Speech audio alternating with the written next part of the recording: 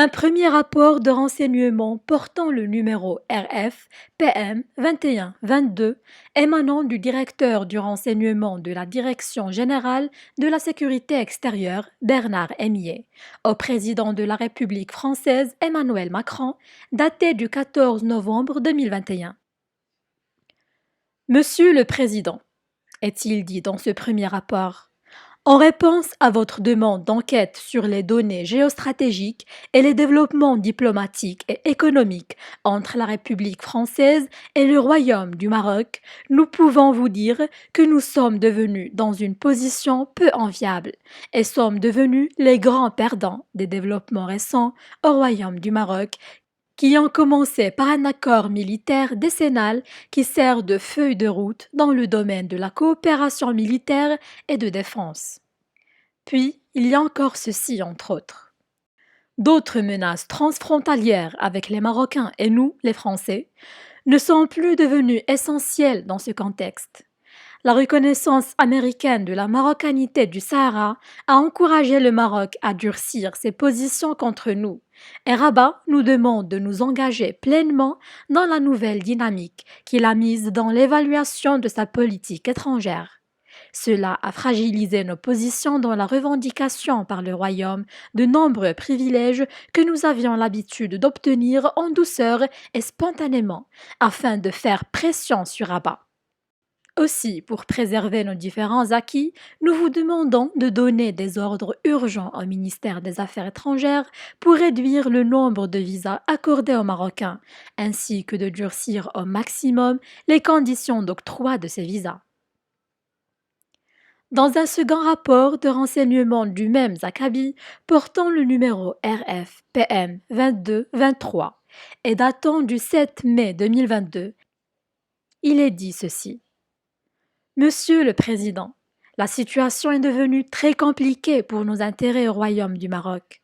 À cet égard, les États-Unis d'Amérique ne sont plus les seuls concurrents, car l'Espagne, en changeant de position et en soutenant pour la première fois publiquement la proposition marocaine d'accorder l'autonomie au Sahara, fait bénéficier à Madrid de la pleine coopération de Rabat dans la gestion des flux migratoires.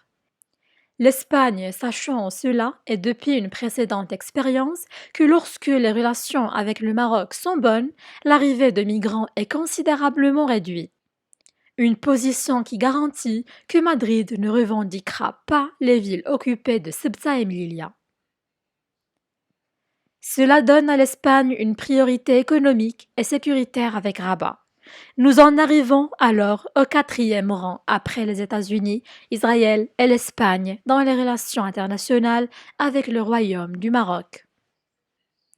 Le rapport poursuit en dressant un constat d'échec qui nuit aux intérêts français sur le continent africain. Monsieur le Président, le rôle du Maroc ne cesse d'augmenter tant sur le plan économique qu'en termes d'investissement en Afrique de l'Ouest. Les entreprises et les banques marocaines sont devenues plus féroces dans leur compétitivité de nos institutions économiques que les autres et ont gagné en force après l'entrée des capitaux américains et israéliens en jeu.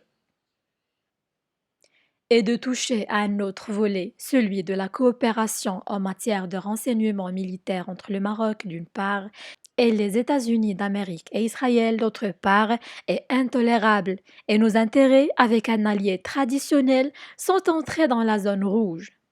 Et là où la Direction générale de la sécurité extérieure de recommander à Monsieur le Président de mettre encore plus de pression, car le fait d'avoir réduit le nombre de visas accordés aux Marocains n'a pas donné les résultats escomptés. C'est pourquoi nous vous demandons d'accepter la deuxième ligne, qui consiste en un ensemble de mesures destinées à faire pression sur Rabat, afin de rester au premier plan et préserver les intérêts de la République française, qui sont les symboles du royaume. Exposer les comptes bancaires et les projets de nombreux responsables, ce qui permettra de créer une pression populaire sur l'autorité. Publier des vidéos scandaleuses de certaines personnalités influentes de la société marocaine sur le sol de notre pays, qui ont été enregistrées par nos appareils.